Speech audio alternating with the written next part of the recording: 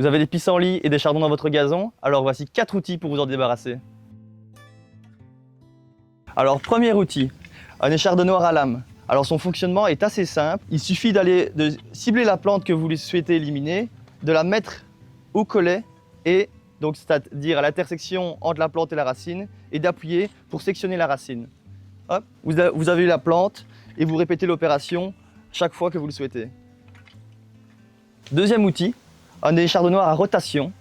Alors c'est un outil qui suffit de planter avec le même fonctionnement que l'autre. On cible la plante qu'on souhaite éliminer, on le plante avec son pied, on tourne avec la main et on arrache la plante qu'on souhaite éliminer. Seul inconvénient de ce système, c'est que la terre reste souvent collée et qu'il faut l'enlever avec la main. Troisième outil, premier outil à pince. Donc c'est toujours le même fonctionnement, on cible la plante qu'on souhaite avoir, on plante avec le pied et ici on va tirer et on va pincer la plante qu'on souhaite enlever. Même défaut que tout à l'heure, souvent la terre et la plante restent coincées dans le mécanisme. Et il faut donc aller la chercher et l'enlever à la main. Quatrième outil et dernier outil, celui que, à titre personnel, je recommande le plus, c'est une pince à pissenlit avec un système d'éjection.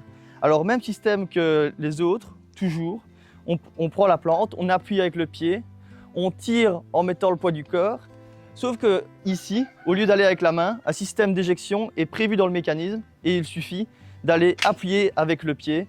Comme ça, pas besoin de se baisser et on peut faire donc une plus grande surface en très peu de temps. Sachez tout de même que les pissenlits et autres plantes adventices sont intéressantes pour nos pollinisateurs. Alors si vous le pouvez, tolérez-les dans votre jardin. Pour plus de conseils, abonnez-vous et rendez-vous sur adalia.be.